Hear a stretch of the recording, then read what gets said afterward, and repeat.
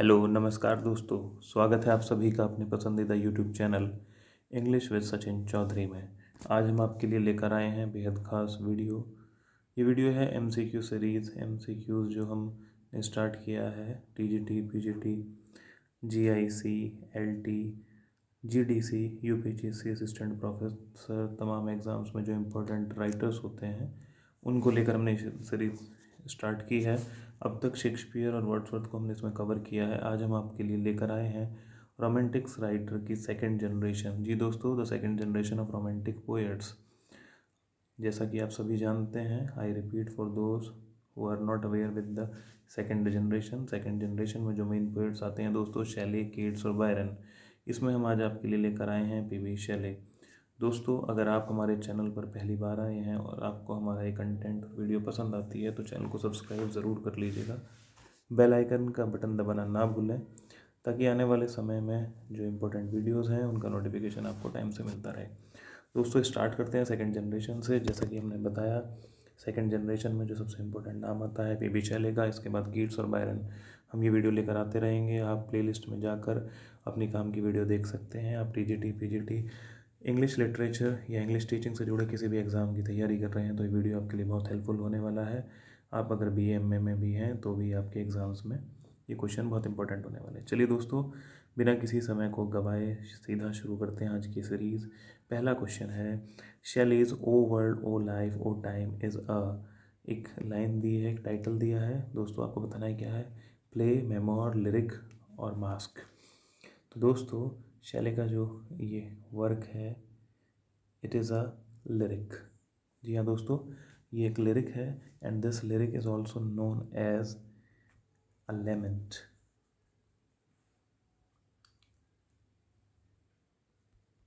दोस्तों, इसका एलिमेंट के नाम से भी इसे जाना जाता है, इस लिरिक्स को।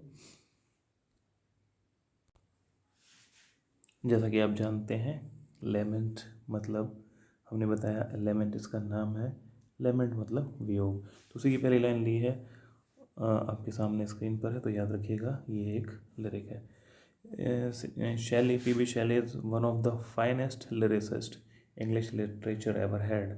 इंग्लिश लिटरेचर के सबसे फाइनेस्ट लिरिसिस्ट जो कह सकते हैं, लिरिक पोएट जो कह सकते हैं, उसमें सबसे बड़ा नाम जो आता है पीबी शैले का आता है। दोस्तों, इन्हें परफेक्ट सिंगिंग गॉड भी कहा है। तो आपके लिए क्वेश्चन भी है, who called Shelley the perfect singing god. आपको हमें टाइप करके बताना है। दोस्तों, एक क्वेश्चन और है, सेकंड जनरेशन हमने यहाँ स्टार्ट की है। You have to tell me the name of the first generation of romantic poets. You have to tell me the names of the poets. कौन कौन से पोएट्स हैं जो फर्स्ट जनरेशन में आते हैं। चलिए दोस्तों, आगे बढ़ते हैं। हम आपके लिए बहुत ही इंपॉर्टेंट क्वेश्चन है दोस्तों। ये एमसीक्यूज़ की जो सीरीज़ है, इसमें हमने कोशिश की है वो इंपॉर्टेंट राइटर्स आपके लिए लेकर आएँ जो तमाम TGT, PGT, LT, GIC, GDC या यूपीएससी एग्जाम्स में पूछे गए हैं और पूछे जाने की पूरी पूरी पॉसिबिलिटीज़ है। तो वीडियो को स्किप मत कीजिएगा, विद एक्सप्लेनेशन हम आपको बताएंगे। तो दोस्तों, अगला इंपॉर्टेंट क्वेश्चन है, हु मैरिड मैरी वॉलस्टोनक्राफ्ट। दोस्तों, यहाँ पर ये मैरी वॉलस्टोनक्राफ्ट से जुड़ा हुआ बहुत ही इंपॉर्टेंट क्वेश्चन है। आपको बताना है किसने शादी की थी इनसे। Shelley, Godwin, हॉरेक Walpole, none of these. तो दोस्तों, इंपॉर्टेंट क्वेश्चन है, इसका आंसर है गॉडविन। क्वेश्चन आगे बढ़ने से पहले दोस्तों, इसके एक्सप्लेनेशन मैं आपको बता देता हूँ, बहुत इंपॉर्टेंट है। चलिए आपको सीधे लिए चलते हैं। एक चार्ट मैंने बनाया दोस्तों। हम बात कर रहे थे मैरी वॉलस्टोनक्राफ्ट के बारे में। दोस्तों, बहुत ही मेजर राइटर हैं, फेमिनिस्ट जो लोग जानते हैं। फेमिनिस्ट वेव की सबसे इनिशियल जो राइटर थी, सबसे शुरुआत की राइटर थी फेमिनिस्ट वेव की, फेमिनिज्म की, तो उसमें सबसे बड़ा नाम आता है मैरी वॉलस्टोनक्राफ्ट का। दोस्तों, इनका वर्क था a benediction of the right of women जो 1792 में आया था। दोस्तों, इन्होंने शादी की थी विलियम गॉडविन से। विलियम गॉडविन एक पॉलिटिकल फिलोसोफर हैं जिससे शैले और तमाम रोमांटिक पोएट्स बहुत ही ज़्यादा इम्प्रेस्ड थे, उनके फॉलोवर बन गए थे। इनका जो वर्क आया था इंपॉर्टेंट पॉलिटिकल जस्टिस 1793। दोस्तों, हम ये बातें आपको यहाँ पर क्यों बता रहे हैं तो हम बता दें, पीबी शैले ने इनकी लड़की मैरी शैले से शादी की थी। जी दोस्तों, Mary Shelley was the wife of PB Shelley and she was the daughter of William Godwin and Mary Wollstonecraft. चलिए दोस्तों, आगे बताते हैं हम आपको इनके बारे में, जो आपको इम्पोर्टेंट वर्क इनके याद रखने हैं। आपको मैरी वॉलस्टोन का वॉलस्टोनक्राफ्ट का वर्क याद रखना है, a vindication of the right of women, अक्सर एग्जाम से पूछा गया है। पॉलिटिकल जस्टिस भी दोस्तों पूछा गया है। तो अब हम आपको आगे बताते हैं मैरी शेली और बेबी शेली के बारे में। दोस्तों मैरी शेली का नाम और इनकी मदर का नाम सेम था, मैरी, क्योंकि मैरी वॉलस्टोनक्राफ्ट इन्हें जन्म देते हुए मर गई थी। तो गॉडविन ने उन्हीं की याद में, उन्हीं की निशानी के तौर पर अपनी बेटी का नाम क्या रख दिया, मैरी। चलिए दोस्तों, मैरी शेली को क्यों जाना जाता है? She is known for a famous work, a gothic novel Frankenstein, जिसका सब टाइटल है द मॉडर्न प्रोमीथियस। दोस्तों 1818 में आया था इन 3 वॉल्यूम्स। ये बहुत इंपॉर्टेंट वर्क है, अक्सर एग्जाम्स में पूछा गया है। तो और इसकी जो प्रीफेस लिखा था दोस्तों, वो प्रीफेस किसने लिखा था? वो प्रीफेस इनके हस्बैंड में पी बी शैले ने लिखा था। तो दोस्तों दोनों ही चीज़ आपको याद रखनी है। अब पी बी शैले ने इसी से मिलता जुलता एक वर्क लिखा था, प्रोमिथस अनबाउंड, 4 एक्ट्स लिरिकल ड्रामा, जो पब्लिश हुआ था दोस्तों 1820 में। तो आपको ये चीज़ें याद रखनी है दोस्तों, क्योंकि इंपॉर्टेंट है दोनों चीज़ें, तो हमने एक ही जगह से ग्राफ में एक ग्राफिकल मेथड से आपको समझा दिया है। दोस्तों अगर आपको ये प्रेजेंटेशन और ये कंटेंट हमारा पसंद आया है और आप इसका पीडीएफ चाहते हैं, तो डिस्क्रिप्शन बॉक्स में मैंने लिंक दे दिया है अपने टेलीग्राम चैनल का और इसकी पीडीएफ का। तो दोस्तों आप डाउनलोड कर सकते हैं, और हमारा कंटेंट आपको पसंद आए और आप हमसे जुड़ना चाहते हैं तो हमारे टेलीग्राम चैनल को भी आप ज्वाइन कर सकते हैं। चलिए वापस आते हैं क्वेश्चंस पे।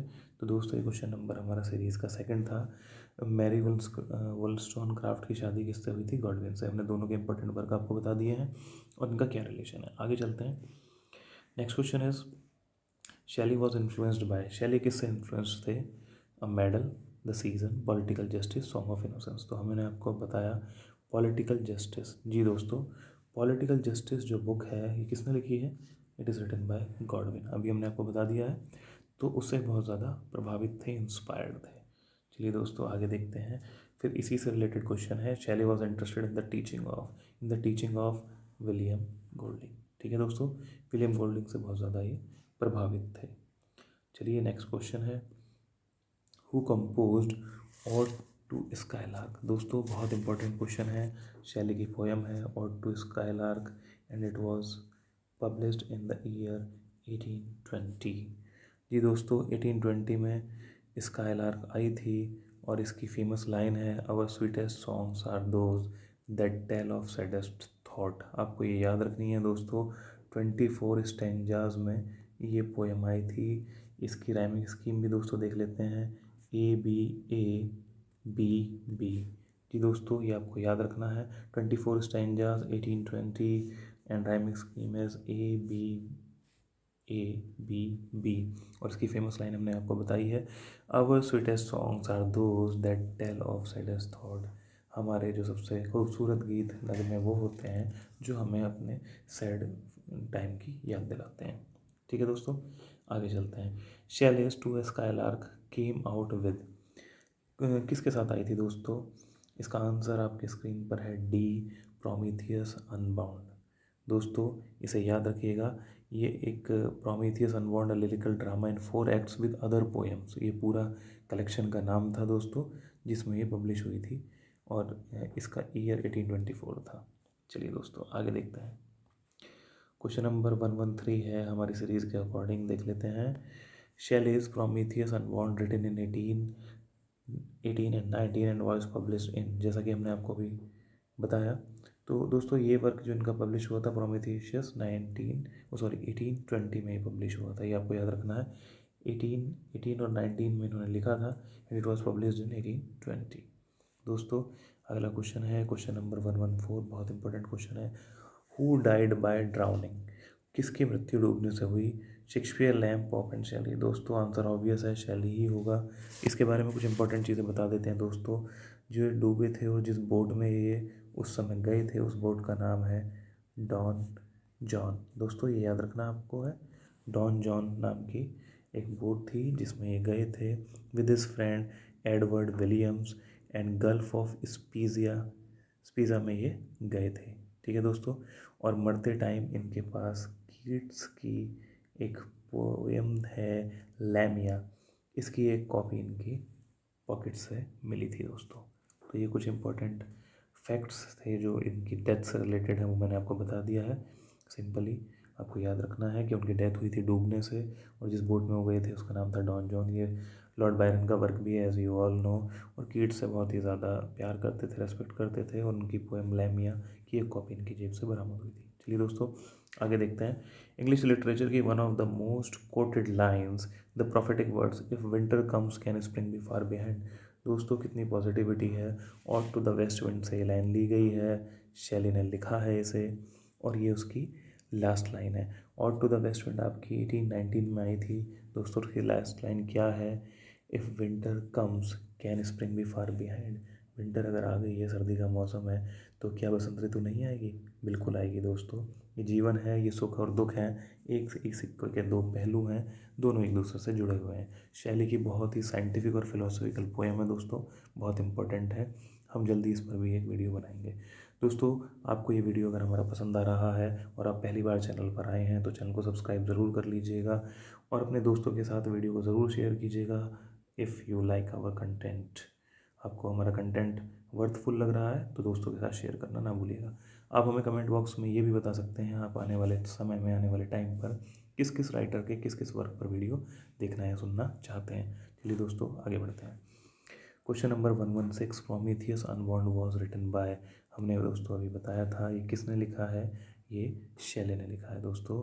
और आगे बढ़ते हैं। 18 और 19 में लिखा था, 20 में पब्लिश हुआ था दोस्तों। शैलीज एडोनिस इज, एडोनिस इनकी एक बहुत ही इंपॉर्टेंट पोएम है दोस्तों। एडोनिस 1821 में लिखी गई एक एलेजी है दोस्तों। As you all know it was written on the death of Keats. Keats उनके फेवरेट राइटर थे, यही वो राइटर थे जिनकी बुक इनकी जेब से बरामद हुई थी जब ये डूब कर इनकी मौत हुई थी दोस्तों। ये बहुत ही इम्पोर्टेंट पोएम है, आपको याद रखना है। 55 स्पेंसेरियन स्टेंजाज में ये लिखी गई थी दोस्तों। जी हाँ, स्पेंसर स्टेंजाज 9 लाइन का एक स्टेंजा होता है जिसमें 8 लाइनें होती हैं और लास्ट की लाइन को अलेक्जेंड्राइन कहा जाता है। चलिए दोस्तों आगे बढ़ते हैं। इसकी राइमिंग स्कीम की बात करें तो हम A B B C C 9 lines में ही थी। चलिए दोस्तों आगे बढ़ते हैं। आई होप कि आपको ये जानकारी और ये वीडियो पसंद आ रही होगी। ये क्वेश्चन दोस्तों बहुत इंपॉर्टेंट है, बार बार रिपीट होते हैं, और मैं क्वेश्चन से जुड़ी हुई और चीज़ें भी आपको डिटेल में बता रहा हूँ ताकि क्वेश्चन आपके कोई गलती ना करें आप पेपर में। क्वेश्चन नंबर सीरीज के अकॉर्डिंग है 118, Queen Mab is an aesthetic poem by. दोस्तों क्वीन मैब का पूरा नाम था Queen Mab a philosophical poem with notes, and it is written by Shelley and it was published in 1890s। और दोस्तों इसमें 9 कैंटोज थे, 9 पार्ट्स थे, और विद 17 नोट्स। ये याद रखने वाली बात है, 17 नोट्स और 9 कैंटोज में ये पब्लिश हुई थी। शैली की वर्क है 1813 में, क्वीन मैब। हमने बताया सब टाइटल अ फिलोसफिकल पोएम। चलिए दोस्तों आगे बढ़ते हैं। शैलीज डिफेंस ऑफ पोएट्री, ये भी दोस्तों बहुत इंपॉर्टेंट वर्क है इनका। Defence of poetry written in 1821 and was published in, दोस्तों ये पब्लिश हुई थी आफ्टर हिज डेथ 1840 में। और दोस्तों ये रेस्पॉन्स था किसके, ये जो इन्होंने बुक लिखी थी ये जवाब था एक थॉमस लव पिकॉक की एक वर्क था, द 4 एजेस ऑफ पोएट्री। जी दोस्तों, द 4 एजेस ऑफ पोएट्री, ये थॉमस लव पिकॉक ने लिखा था। इसके जवाब में डिफेंस ऑफ पोएट्री लिखा था दोस्तों। इन्होंने पोएट्री को थोड़ा नीचे दिखाने की कोशिश की थी, तो क्योंकि एक रेवोल्यूशनरी पोएट थे, ये कैसे बुराई सुन सकते थे पोएट्री की, तो he stand in defence of poetry as did the Philip Sidney in past. Philip Sidney की तरह ही इन्होंने भी डिफेंस ऑफ पोएट्री एक वर्क लिखा और पोएट्री के समर्थन में ही खड़े हुए। चलिए दोस्तों आगे बढ़ते हैं। ऑन विच वर्क शैली वर्किंग व्हेन ही डाइड। शैली दोस्तों कम उम्र में चले गए थे, एज यू नो। 1892 से इनका जो इनका जो अगर हम टाइम स्पैन देखें तो क्या है, 1792 से 1822। तो दोस्तों 30 ईयर्स की एज में इनकी डेथ हो गई थी, और इस छोटी सी एज में इन्होंने बहुत कुछ लिखा है, बहुत क्रिटिसिज्म भी लिखा है, ड्रामास भी लिखे हैं, पोइट्री भी लिखी है इम्पोर्टेंट। दोस्तों मरते वक्त भी जब इनकी डेथ हुई एक वर्क पर काम कर रहे थे, आपको बताना है कौन सा है। on which work he was on which work was Shelley working when he died। इसका आंसर है दोस्तों D, the Trump of life. The Trump of life unfinished work है जो 1820 जो ये जिस पर ये काम कर रहे थे अपने व्हेन ही डाइड इन 1822। जी दोस्तों, ये मरते वक्त इस पर काम कर रहे थे, आपको याद रखना है। और आगे बढ़ते हैं। The intellectual beauty is a composition by. Intellectual beauty किसकी कंपोजिशन है दोस्तों? 121। द हिम, पूरा नाम है इसका the hymn to intellectual beauty, and it was written in 1816 and published in 1817। दोस्तों याद रखना है, पूरा नाम हमने आपको बता दिया है। नेक्स्ट क्वेश्चन है, इंपॉर्टेंट लाइन है, hell is the city much like London. दोस्तों किसकी लाइन है? आपको पता है, शैली की है। किस वर्क से ली गई? ये इंपॉर्टेंट है, पीटर बेल। दोस्तों याद रखना है, पीटर बेल द थर्ड। अब दोस्तों आपको इसलिए भी याद रखना है क्योंकि पीटर बेल नाम की एक पोएम वर्ड्सवर्थ ने भी लिखी है, लेकिन शैली ने जो लिखा है उसका पूरा नाम है Peter Bell the third, and उसकी फेमस लाइन है, hell is the city much like London. दोस्तों लंदन की जो कंपैरिजन है वो नर्क से इन्होंने कर दी। चलिए आगे बढ़ते हैं। हमने जैसा कि बताया बहुत ही रेवोल्यूशनरी पोएट थे, कॉलेज लाइफ में भी बड़ी खुराफात इन्होंने की है, उसके लिए इन्हें कॉलेज से भी निकाल दिया गया था। दोस्तों देखते हैं, तो यही क्वेश्चन है हमारा। शैली was expelled from Oxford university for the publication of. एक वर्क इन्होंने लिखा था, वो कौन सा वर्क था जिसे लिखने की वजह से इन्हें यूनिवर्सिटी से निकाल दिया गया था? तो दोस्तों वर्क था C on the necessity of atheism. Atheism दोस्तों जैसा कि आप जानते हैं नास्तिकता, नास्तिकता की क्या ज़रूरत है, इस पर इन्होंने लिखा था।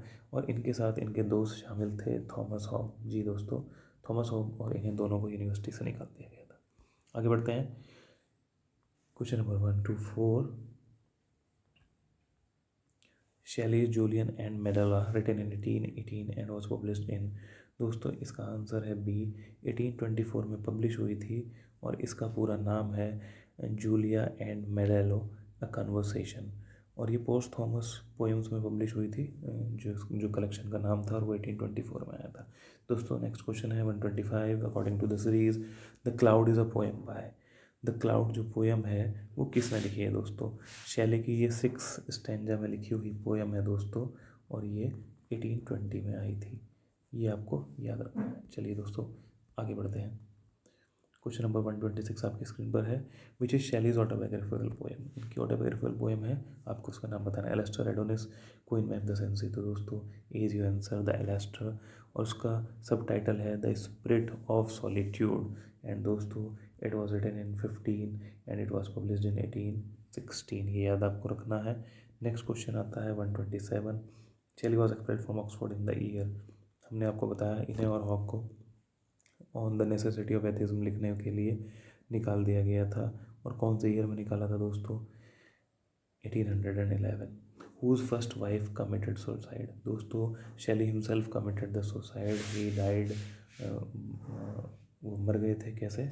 डूब कर नदी में, जैसा कि हमने बताया था। शैली की जो फर्स्ट वाइफ थी दोस्तों, उनका नाम भी आप जान लें, वो ज़रूरी है। जो दोस्तों इनकी वाइफ थी Harriet Westbrook. Second wife तो इनकी मैरी शैली थी, जो हमने बताया चार्ट में हमने दिखाया था। इनकी फर्स्ट वाइफ थी हैरियट वेस्ट ब्रूक, जो कि दोस्तों जिन्होंने सुसाइड कमिट कर लिया था व्हेन शी वॉज प्रेग्नेंट। ठीक है दोस्तों, ये याद रखना है आपको। चलिए आगे बढ़ते हैं। Question number 129। The revolt of Islam appeared in. Revolt of Islam इनका वर्क है, ये कौन से ईयर में आया? तो आपको याद रखना है दोस्तों, द रिवोल्ट ऑफ इस्लाम जो इनका वर्क था 129। क्वेश्चन आपका दोस्तों, इसका आंसर होगा सी, 1817। तो 1817 में जो वर्क आया था ये 12 कैंटोज में था, ये आपको याद रखना है, ज़रूरी चीज़ है। और इसका एक और टाइटल था पहले, वो था लियोन एंड सेंथना। ये दोस्तों आपको याद रखना है। चलिए दोस्तों आगे बढ़ते हैं, हम वीडियो के लास्ट की तरफ बढ़ रहे हैं। आई होप कि वीडियो आपको पसंद आया होगा दोस्तों। आप हमें कमेंट बॉक्स में कमेंट करके बताइएगा वीडियो आपको कैसा लगा, और आगे चलते हैं। Which work of Shelley was written in irregular unrhymed metre. दोस्तों शैली जो थे वो एक लिरिक राइटर के रूप में फेमस हैं। ज़्यादातर रेगुलर मीटर्स और राइम्ड मीटर इन्होंने प्रयोग किए हैं, लेकिन एक वर्क में इन्होंने अनराइम्ड इरेगुलर मीटर का यूज़ किया है। आपको उसका नाम बताना है दोस्तों। तो आपका आंसर है A, Queen Mab, a philosophical poem published in 1813। दोस्तों टुडेज लास्ट क्वेश्चन, इस वीडियो का लास्ट क्वेश्चन है Shelley's the witch of Atlas which was written in 1820 was published in. तो दोस्तों इसका आंसर है बी 1824। इसमें दोस्तों 78 ऑक्टेवा राइमा स्टैंजाज हैं, ये आपको याद रखना है। तो दोस्तों इसी के साथ हमारा आज का ये वीडियो ख़त्म होता है इस लास्ट क्वेश्चन के साथ। तो दोस्तों आप हमें कमेंट बॉक्स में बताइएगा ज़रूर आपको वीडियो कैसा लगा, और अपने दोस्तों के साथ इसे शेयर ज़रूर करिएगा अगर आपको ये पसंद आया हो। पहली बार चैनल पर आए हैं तो चैनल को सब्सक्राइब करना ना भूलिएगा। दोस्तों thanks for watching the video, stay blessed, God bless you, keep working hard, और जल्द ही मिलेंगे नई वीडियो के साथ। तब तक के लिए God bless you, take care.